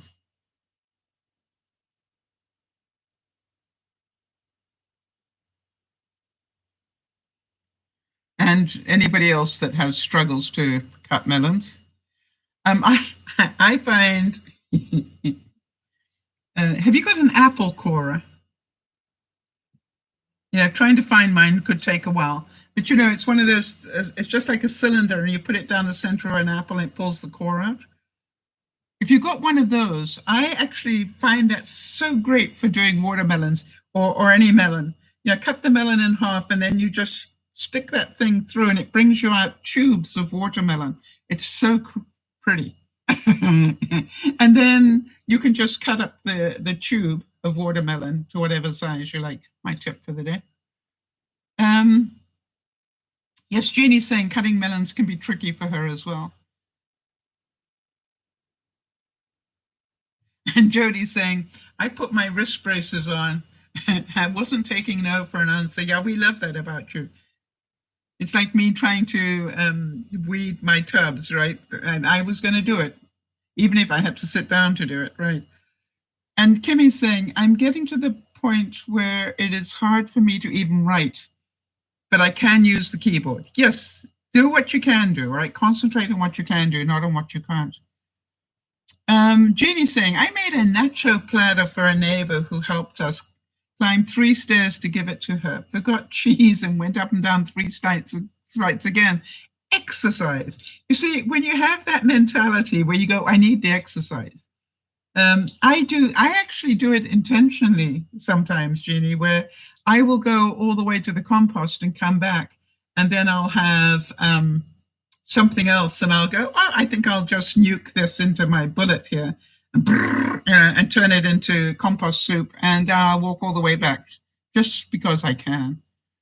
And it's good for me. And I think that's why I'm noticing that I'm doing, 6,000 to 8,000 steps a day without actually doing the wee. I'm still doing that many steps. Isn't that amazing?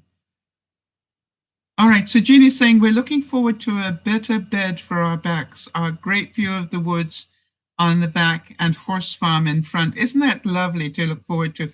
So what bed do you have that is going to be better for your backs? And I ask that because I think a lot of people would be interested in that. I must admit that I clean forgot. Isn't it funny? I bought this bed and it has you lift the head, lift the feet, you can hit the button so it gives you 0 gravity, all that stuff. But I had forgotten that it massaged as well.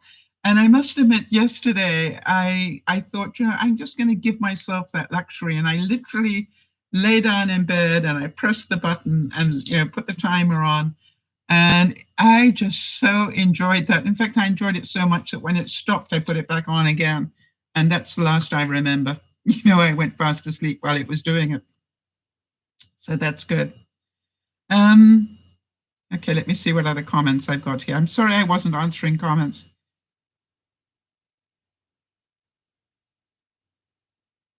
Yeah, and Yash is saying, congratulations, Jeannie, on your home being nearly complete. Yes, it must be so exciting. I just go, wow. I know what it felt like. I want to tell you, you're saying in about 4 weeks, I want to tell you those last couple of weeks, that changed my mentality when I really realized I was only a couple of weeks away from going home. Julie's saying that her kitchen cabinets are being put together now. Bathroom vanity is now in. 2 fans are up in the master bedroom and office. Isn't that great? I haven't had a chance to use my fan in my bedroom yet because it actually is quite a good one by the look of it. You know what I mean? It looks much better than the one I had. Yeah, so Jody, think about that, about the cylinder. And yeah.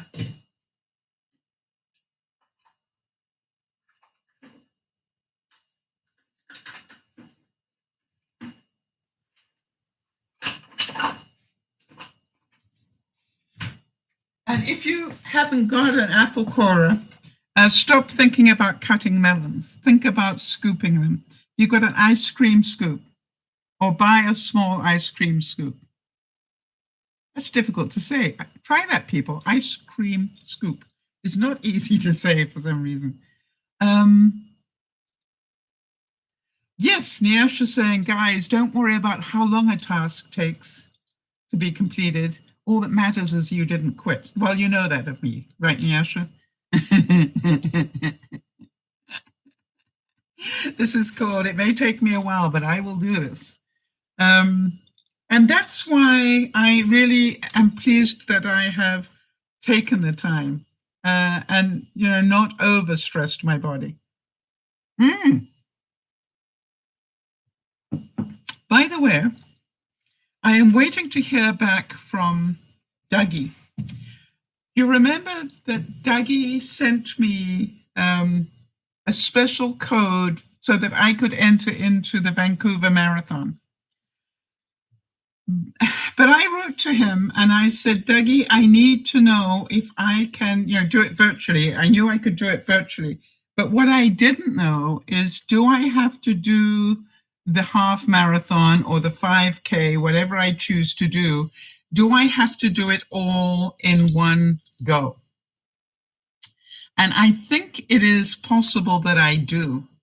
And that may mean that I cannot use the special code and enter the half marathon, because I'm everything in my gut tells me to try and do that at the moment with my body still trying to recover is not a good idea.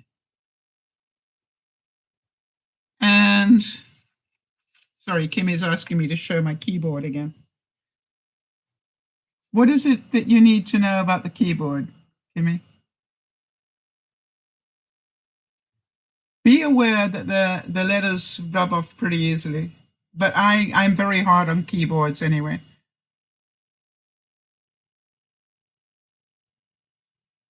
Ask me any question you need about the keyboard. I just like the fact that stuff doesn't drop into it. It just, yeah, because it's, you see how those keys are? It means that stuff actually is like falls onto the platform and you can just quickly get rid of it. That's the best idea for me. All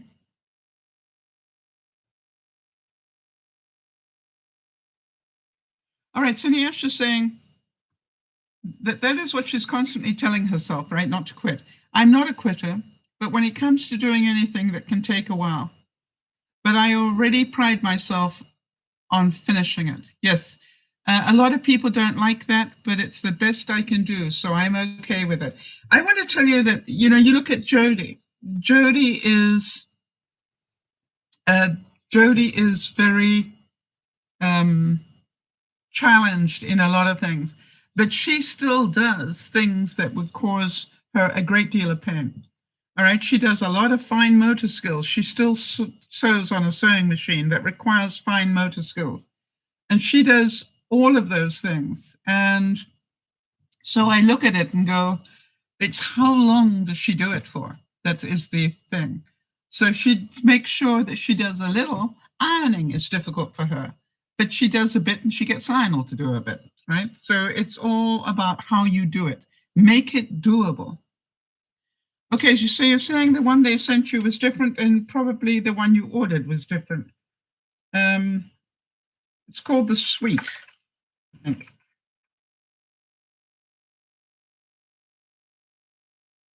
In what way was it different?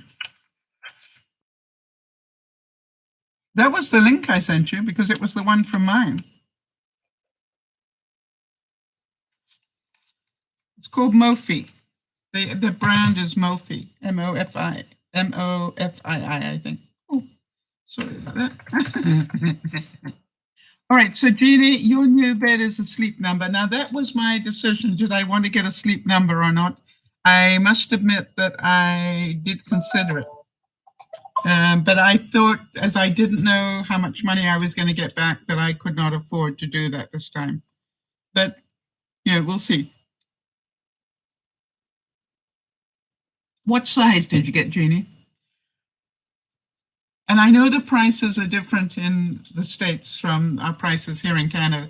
Things cost us a lot more in Canada than you guys pay in the States. I was amazed that my bed and mattress, I think you can get for $500 in the States, just about, or at least, below 750. Whereas, I think I got it all for about 1,000. So that's okay. The rate of exchange is different, we know. We like a full size. Is that queen? Is that what we call a queen?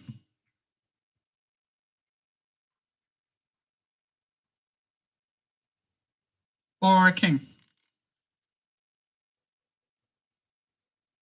Never quite sure what a full size is. I know it's not a twin. Full is smaller than a queen. Okay. Yeah, I must admit I like I like a queen size.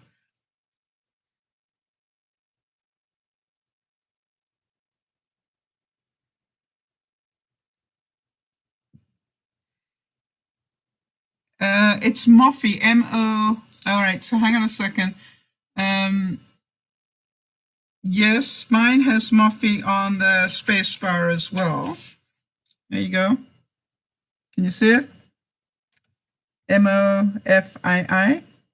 Kimmy. And so maybe you just pressed the wrong color. It's possible. Anyway, they're going to send you another one, right?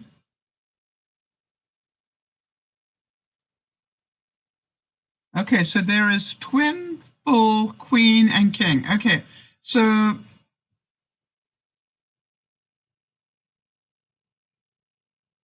I've always, I don't know why I've always liked a queen size bed.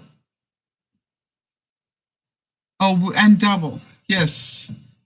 So the full is sometimes called a double. I think my spare room bed is a double, now that I think about it.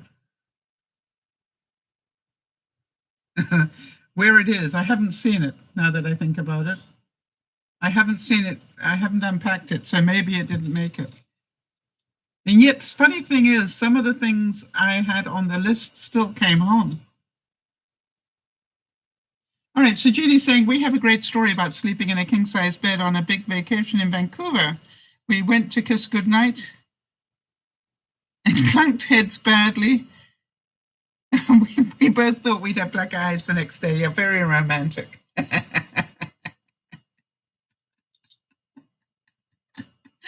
Oh, but you know something, Jeannie? Life is about memories, isn't it? And you will never forget that memory. Remember we were in Vancouver, and good to know. So everybody, think about these feelings. Always remember that it's okay to feel. Sandy, I want to give you kudos for battling through the problems you've had with your insulin pump. I keep thinking how scary that must be for you because, tweaking insulin is not a fun thing to do. And, it takes great courage. And I admire you for doing what you've been doing to try and get your insulin level right.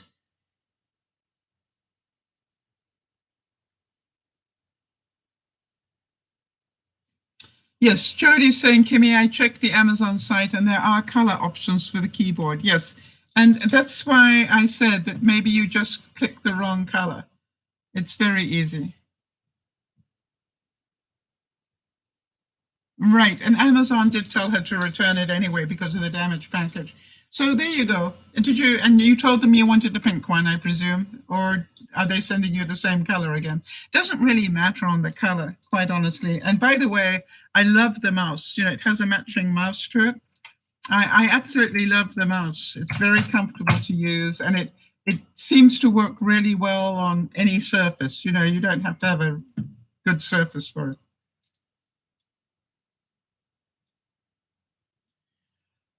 Well, Sandy, it's been a difficult road for you.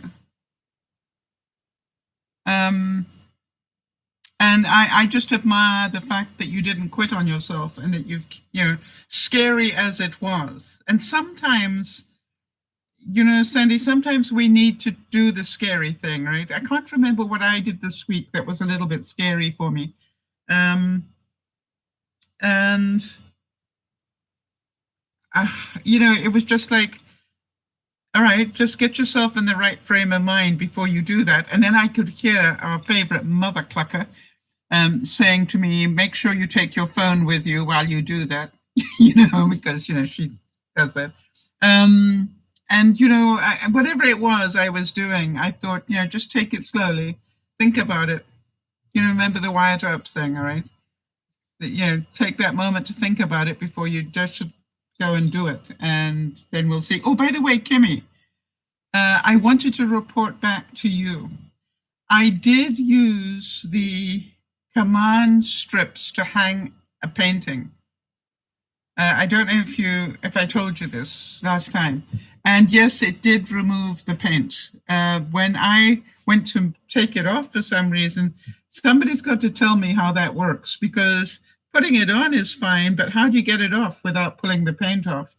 That is the thing. Unless you keep the tabs to the side, maybe that's what you're meant to do. So somebody educate me on that. I would like to know, because once you've got it hung up, you can't see the tabs anymore because they're behind the painting.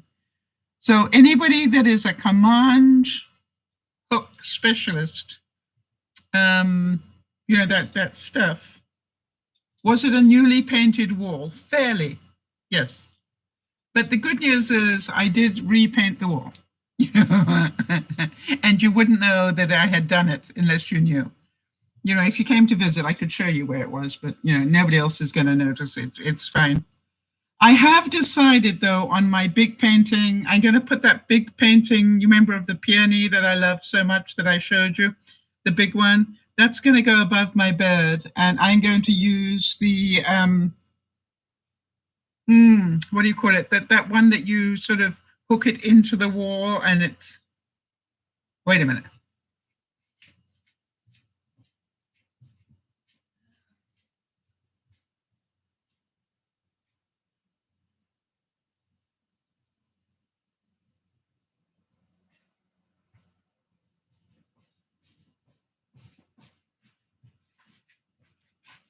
These, because I find these hold weight really well. What you do is you sort of feed it into the wall like this, and then the wall is here. It then gets held, and it holds a lot of weight. So I'm going to use those for my heavier paintings.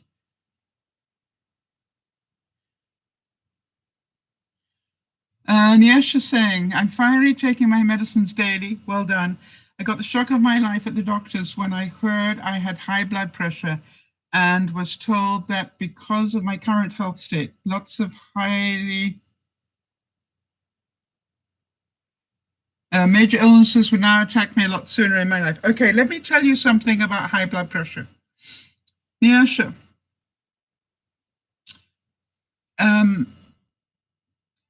I want to tell you, I was on high blood pressure pills.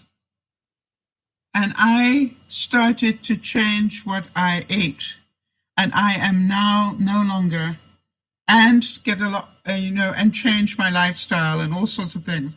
And I got off, it brought my blood pressure right down.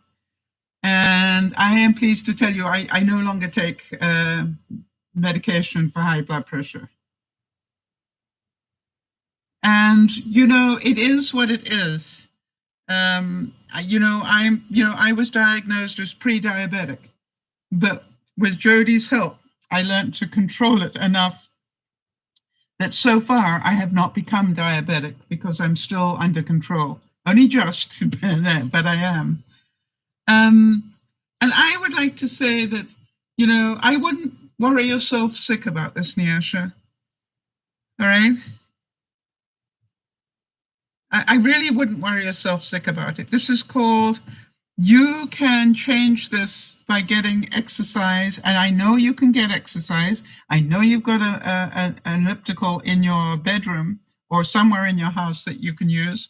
I know you can get the exercise. I know that you can eat as well as you want to within reason, all right? And so the thing is, how is your blood glucose doing? So don't worry about all the major illnesses that can hit you. I am quite sure that, you know, there are going to be other things that could hit you a lot faster. And, you know, it's like, it doesn't mean that it's going to happen. What it means is be careful. What it means is don't ignore this. Yeah, take your medication properly. You know, the fact that you have played games with your medication is something you cannot undo. But don't play that game anymore. That's, you know. Well, Jeannie, there must, you know, as I said, Jeannie's also saying many people have high blood pressure, but it doesn't mean you will get sicker sooner. But, you know, her doctor is obviously warning her that if she doesn't smarten up, she is going to be prone to more sickness. And that I believe. So smarten up. You know, eat better, get more exercise. If you want to live.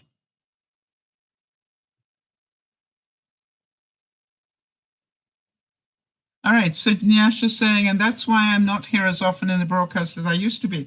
With all the growing up that I'm doing, trying to handle life challenges on my own, it's too much for me. I'm handling it, but I'm learning. I want to tell you something, all the more reason you should be at the broadcast so that we can support you through that. And definitely take, you know, don't, number one thing on your list every day, did I take my medicines? It's my number 2 list on my daily list is, have I taken my meds? All right. Why? Because if I don't take them, I'm going to be more sick. Quite simple. All right, everybody, I'm going to get out of here, go play in the garden, get dirty. And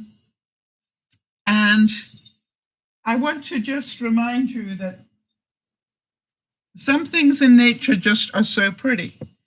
I don't know why I find that so amazing. And that the seed is still there at the top. Isn't that amazing? That it's holding on to that seed. And by the way, the second one that I'm growing, which is over there, is exactly the same. This is not isolated. The second one looks the same. So have a wonderful afternoon. I will see you this evening. And let's just all remember, take your time. Don't rush things. If you need to redo your bedroom, you know, you can spend 5 years. All right. I am now at the stage where I'm going, what else do I want to do now? But I need to do it more slowly because I can't just spend money. I'm just about done spending the money. So now I've got to get control back. All right. So all of you, let's support one another. Let's help one another. Sandy, keep doing what you're doing. And thank you for sharing your journey with us, because, you know, who knows which one of us is going to have one of those pumps and need to understand how scary that can be every now and then. So everybody, thank you for being here and supporting one another. Remember to feel the feelings. Just don't hold on to those feelings. Let them go. It just is what it is. Let's move on and do what we can. This is DearMamaSal saying thank you, and thank you, Jody, for all that you do. And so glad that you're not suffering from your Dr. Fauci ouchie. Bye-bye for now.